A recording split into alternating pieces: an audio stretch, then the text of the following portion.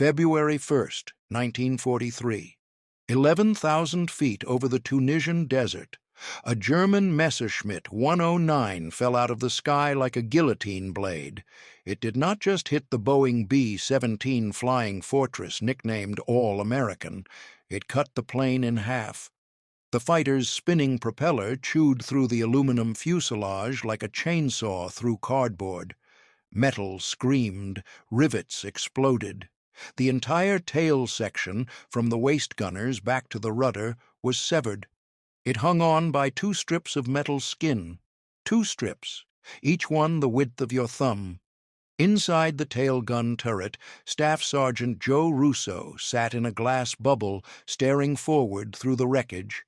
He could see daylight. He could see the Tunisian desert 11,000 feet below, through a gash in the fuselage that was wider than a man. He could see the tail twisting in the slipstream, flexing like a fish on a hook. He was trapped. His intercom was dead. His escape hatch was blocked by twisted metal. If the tail broke off, he would ride it down to the desert floor at terminal velocity. He would have maybe 8 seconds to think about it before impact. In the cockpit, Lieutenant Kendrick Bragg felt the collision like a sledgehammer hitting the spine of the aircraft. The control yoke went limp in his hands. The rudder pedals were useless. The plane yawed hard to the left. The nose dropped. The airspeed needle started climbing. They were going into a dive. His co-pilot, Lieutenant Robert Gott, was staring at the instrument panel. Every warning light was flashing red. The artificial horizon was tumbling. The altimeter was unwinding. 10,000 feet. 9,500. 9,000. Gott turned to Bragg. His face was white. He said the words that every pilot dreads. "We are going down." Bragg did not answer. His brain was moving faster than the plane. He had maybe 30 seconds to decide. Bail out or stay? If he ordered the crew to jump, they would live. Probably. The parachutes would open. They would drift down to the desert. They would be captured by the Germans, but they would be alive. If he tried to fly the plane, they would probably die. The tail was gone. The controls were severed. The laws of physics said this plane could not fly. But Bragg looked at the altimeter. He looked at the airspeed. He looked at the 4 Wright Cyclone engines, still running, still pulling. And he made a decision that defied every rule in the book. He said 5 words, "We are flying this thing home." Gott stared at him like he had lost his mind. The intercom exploded with voices. The crew in the back was shouting. The waist gunners were reporting damage. The flight engineer was yelling about structural failure. The radio operator was trying to send a distress call. Everyone was talking at once. Bragg keyed the intercom and shouted over the chaos. "Shut up!" Everyone shut up. The intercom went silent. Bragg's voice was calm. It was the kind of calm that comes from a man who has looked death in the face and decided to spit in its eye. He spoke slowly. He spoke clearly. He said, "Listen to me. We still have 4 engines. We still have fuel. We still have wings. We are going to fly this airplane back to base. If anyone wants to bail out, do it now." No one moved. The flight engineer, Sergeant Harry Tompkins, unbuckled his harness. He crawled back toward the waist section. He had to see the damage. He had to know what they were dealing with. What he saw stopped his heart. The Messerschmitt had hit them just behind the waist gun positions. The impact had sheared through the fuselage like a knife through butter. The structural frames were snapped. The skin was peeled back. The control cables that ran from the cockpit to the tail were hanging loose, cut clean through. The tail section was still attached, but barely. It was connected to the rest of the plane by 2 narrow strips of aluminum skin on the top and bottom of the fuselage. That was it.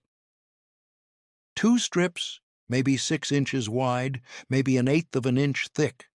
They were flexing with every gust of wind. They were bending. They were stretching. They were about to snap. Tompkins stared at the damage. He was a good engineer. He knew the B-17 inside and out.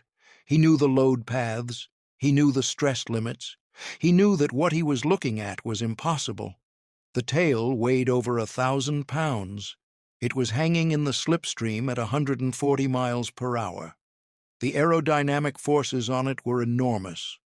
Those two little strips of metal should have ripped apart the second the Messerschmitt hit them, but they had not. They were holding. For now. Tompkins looked past the wreckage. He could see Russo in the tailgun turret. Russo was looking back at him. Their eyes met. Russo's face was pale. He knew he was sitting in a coffin. If those two strips broke, the tail would tear away from the plane. It would tumble, it would spin, and Russo would go with it. There was no way out. The escape hatch was jammed. The fuselage was twisted. Even if Russo could get out, he could not bail out. They were at 11,000 feet. The air was thin. The temperature was below zero. If he jumped, he would pass out from hypoxia before his parachute opened. He was stuck. Tompkins crawled back to the intercom. He plugged in his headset. He called Bragg. His voice was shaking. He said, "Lieutenant, the tail is gone. It is hanging on by two pieces of metal. I can see through the fuselage. I can see the ground. If we hit any turbulence, it is going to rip off." Bragg absorbed this. He did not curse. He did not panic. He asked one question. "If the tail comes off, can we still fly?" Tompkins did not hesitate. He said, "No, sir. If the tail goes, we are dead. The plane will pitch forward. We will go into a dive. There will be no recovery. We will hit the ground at 400 miles per hour. Bragg nodded. "Then we make sure the tail does not come off." He turned to Gott. He said, "Take the controls." Gott looked at him like he was insane. He said, "There are no controls. The cables are cut." Bragg said, "I know. Use the throttles. Keep the wings level. Do not let the nose drop." Gott swallowed hard. He put his hands on the yoke. It was dead. There was no resistance. It was like holding a stick that was not connected to anything. He pushed the throttles forward on the left engines. The plane started to turn right. He pulled them back. The plane leveled out. It was working. Barely. Bragg unbuckled his harness. He stood up. He squeezed past the flight engineer and headed back into the fuselage. The crew watched him go. They did not know what he was doing. They did not know if there was a plan. Bragg walked through the bomb bay. The catwalk was narrow. The wind was howling through the open bay doors. They had not closed after the drop. He kept walking. He reached the radio room. The radio operator, Sergeant Mike Zuck, was hunched over his transmitter, tapping out a distress signal. Bragg tapped him on the shoulder. He said, "Stop." Zuck looked up, confused. Bragg said, "We are not sending a distress call. We are not bailing out. We are flying home." Zuck stared at him. He opened his mouth to argue. Then he saw Bragg's face. He saw the look in his eyes. He nodded. He put down the headset. Bragg kept walking. He reached the waist gun section. This was where the damage was worst. The two waist gunners, Sergeants Abel and Baker, were standing on either side of the fuselage, staring at the gash. The wind was screaming through the hole. It was so loud they could barely hear each other. Bragg looked at the damage. He looked at the two strips of metal holding the tail on. He looked at Russo, sitting in his turret, staring back at them through the wreckage. Russo could not hear them. His intercom was dead. He could not talk. He could not ask questions. He could only sit there and wait. Wait for the tail to break off. Wait to die. Bragg made a decision. He shouted over the wind. He told the waist gunners to move forward. He told them to get as far toward the nose as possible. He told the bombardier and the navigator to stay in the nose. He told everyone to shift their weight forward. The reason was simple. Physics. The B-17 was a seesaw. The wings were the pivot point. The engines and the cockpit were heavy. The tail was light. Right now, the tail was hanging on by almost nothing. Every time the plane hit a bump, the tail would flex. If it flexed too much, those two strips would snap. But if Bragg could shift the center of gravity forward, he could reduce the stress on the tail. He could make the nose heavier. The plane would want to pitch down, but he could control that with the throttles. It was a gamble, but it was the only chance they had. The crew moved. The waist gunners crawled forward into the radio room. The radio operator moved into the bomb bay. The flight engineer moved into the cockpit. Everyone who could move forward did. Everyone except Russo. He could not move. He was alone. Bragg crawled to the edge of the gash. He leaned out into the slipstream. The wind tore at his face. His eyes watered. He could barely see, but he caught Russo's eye. He gave him a thumbs up. Russo stared at him for a long moment. Then he gave a thumbs up back. It was a lie. Both of them knew it, but it was all they had. Bragg crawled back to the cockpit. He strapped himself into the pilot seat. Gott was sweating. He had been fighting the plane for 10 minutes. His arms were shaking. His hands were cramping. Bragg said, "I have it." Gott let go of the yoke and slumped back in his seat. He looked like he had just run a marathon. Bragg tested the controls. The yoke was useless. The elevators were not responding. The rudder was gone. The only way to steer was with the throttles. He pushed the throttles forward on engines 1 and 2.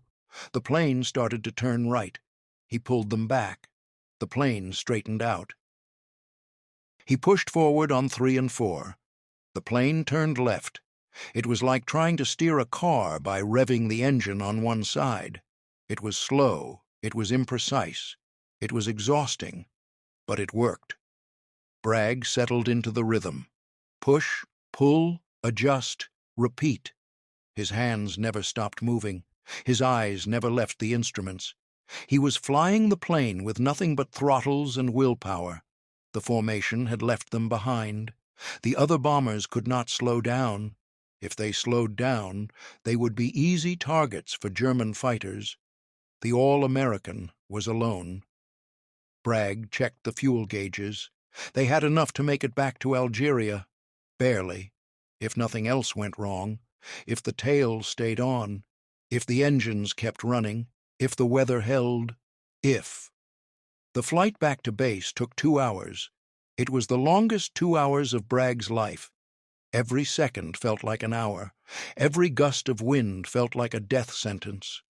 He kept waiting for the sound of metal tearing, the sound of the tail ripping off, the sound of Russo screaming as he fell. But the sound never came. The tail held. Those 2 strips of aluminum, those fragile little pieces of metal that should have failed in the first 30 seconds, kept holding. They flexed, they bent, they stretched, but they did not break. At 1300 hours, the coast of Algeria appeared on the horizon. Bragg felt something he had not felt in 2 hours. Hope. The base was 30 miles inland. If they could just hold together for 30 more miles, they would make it. The radio operator had been listening to the tower frequency. He told Bragg that the base had been notified. They were clearing the runway. They were rolling out the fire trucks. They were preparing for a crash. Bragg keyed the intercom. He told the crew to prepare for landing. He told them to assume crash positions. He told them that when they hit the ground, it was going to be rough. He told them to hang on. He did not say anything to Russo. Russo could not hear him. Russo could only see. He could see the base approaching. He could see the runway. He could see the ground getting closer. And he could see the 2 strips of metal holding his life together. The approach was a nightmare. Normally, a pilot uses the elevators to control the descent. You push the nose down to go down. You pull the nose up to level off. Bragg did not have elevators. He had to descend by reducing power. He had to level off by adding power. It was backwards, it was slow, it was terrifying. He lined up with the runway. The airspeed was too high. He could not slow down without stalling. He had to come in fast. The wheels touched down at 130 miles per hour. The tires screamed. The brakes locked. The plane bounced. The tail flexed. Bragg heard a sound that made his blood freeze, a metallic groan from the back of the plane. He thought it was over. He thought the tail was coming off. But it held. The plane skidded down the runway, trailing smoke.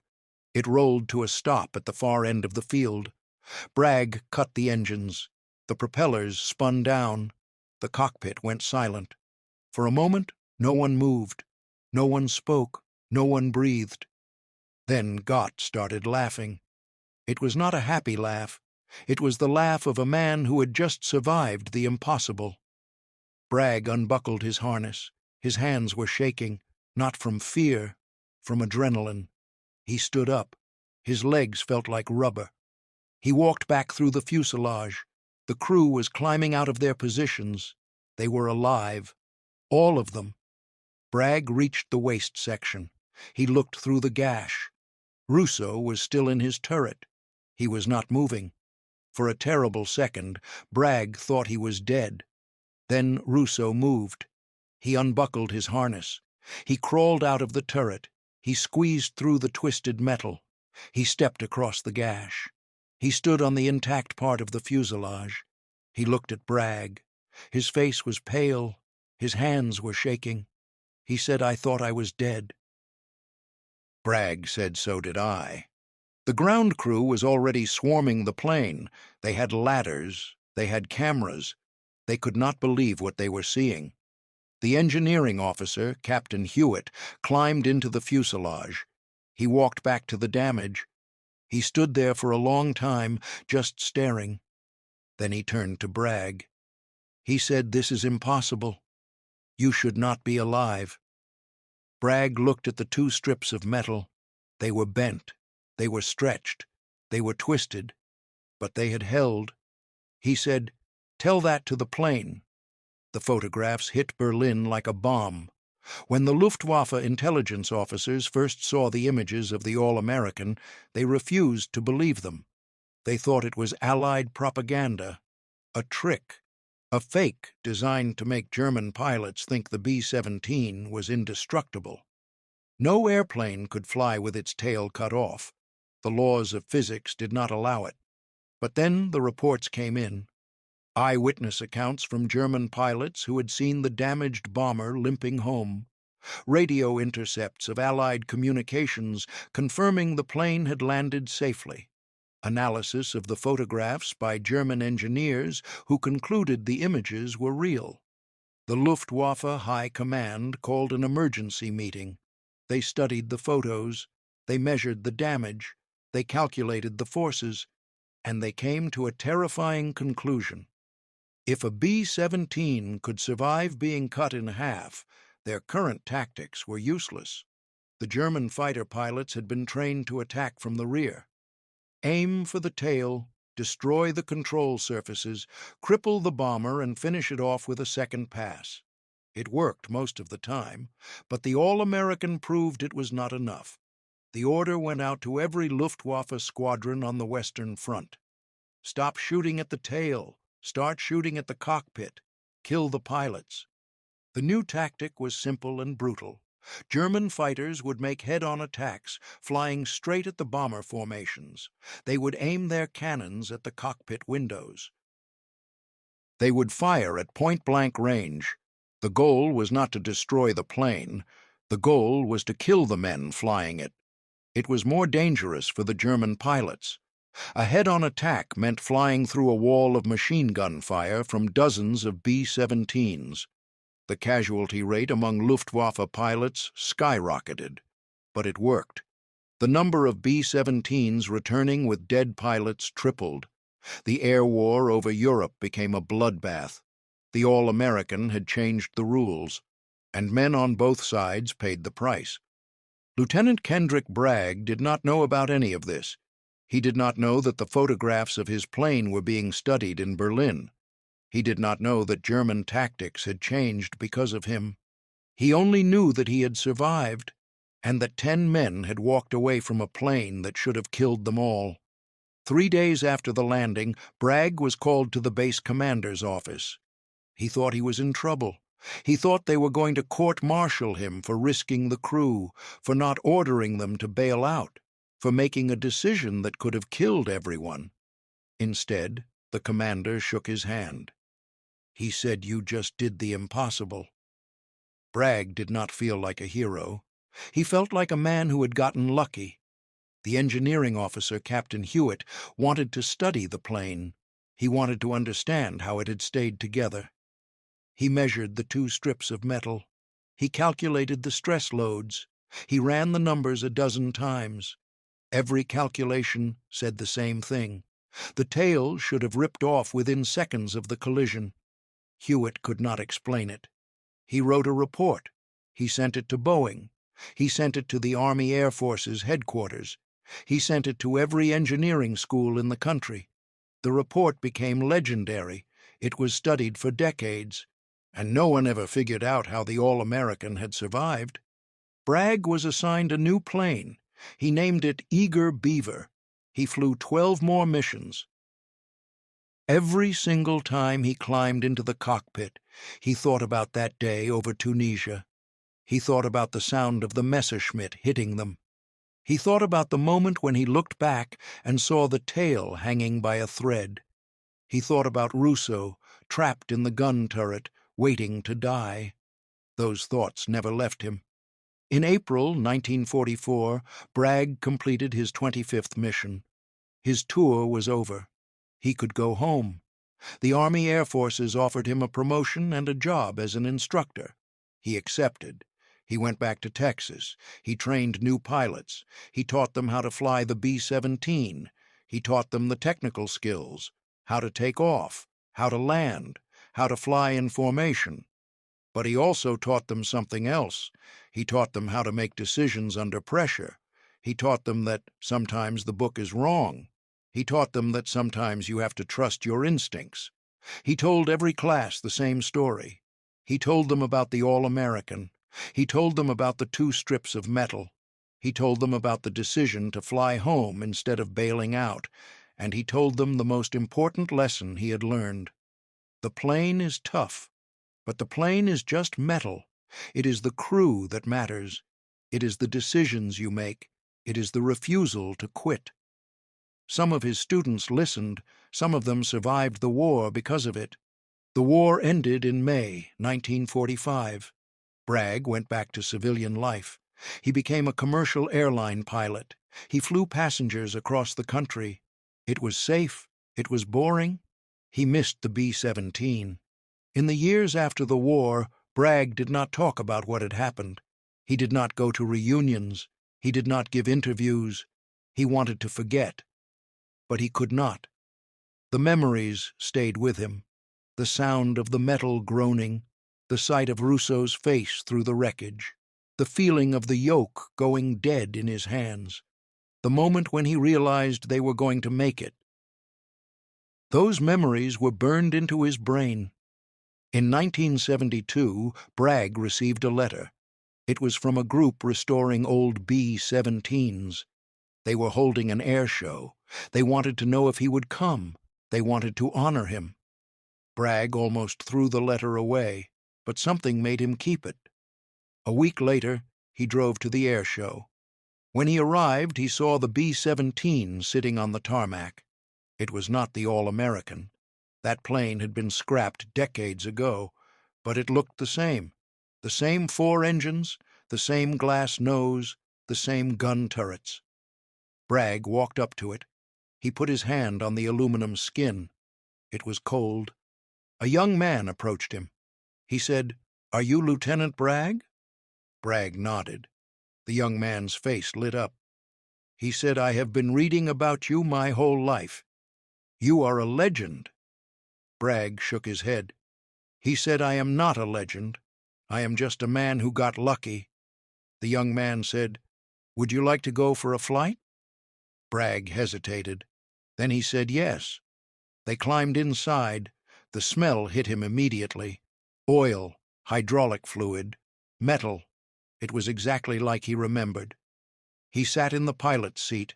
He put his hands on the yoke. He closed his eyes. For a moment he was 23 years old again. He was over Tunisia. The Messerschmitt was falling toward them. The tail was being cut in half. The crew was shouting. The plane was dying. But he was not giving up. The engines started. The 4 Wright Cyclones roared to life. The whole plane shook. Bragg opened his eyes. He was crying. The young pilot said, "Do you want to take the controls?" Bragg shook his head. He said, "No. You fly. I just want to sit here." The plane took off. It climbed into the sky. Bragg looked out the window. He thought about all the men who had flown B-17s and never came home. He thought about the crews who had been blown apart by flak. He thought about the pilots who had burned to death in their cockpits. He thought about the gunners who had frozen at 30,000 feet. He thought about all of them, and he thought about his own crew, the men who had trusted him, the men who had not bailed out when he told them they were flying home, the men who had believed in him. Most of them were dead now. Gott had died in a car accident in 1953. Tompkins had died of a heart attack in 1968. The waist gunners were gone. The bombardier was gone. Only Russo was still alive. Russo had gone home to New York after the war. He had gotten married. He had raised 3 kids. But he had never flown again. Not once. Not even on a commercial flight. The fear had never left him. Bragg had called him once, in 1965. He had asked Russo if he wanted to meet up. Talk about old times. Russo had said no. He had said, "I do not want to remember. I just want to forget." Bragg understood. Some men came home from the war and moved on. Some men never came home, even when their bodies did. The flight lasted an hour. When they landed, Bragg climbed out. He thanked the crew. He walked to his car. He never came back. Kendrick Bragg died in 2007. He was 88 years old. His obituary mentioned that he had been a pilot in World War II. It did not mention the All-American. His family did not know the story. He had never told them. But the aviation community knew. The historians knew. The engineers knew. They knew that on February 1st, 1943, a young pilot had done something that should have been impossible. They knew that he had flown a plane with no tail for 200 miles. They knew that he had saved 10 lives. And they knew that he had changed the way the world thought about what was possible. In 2012, a team of engineers at MIT decided to study the All-American incident. They used modern computer simulations.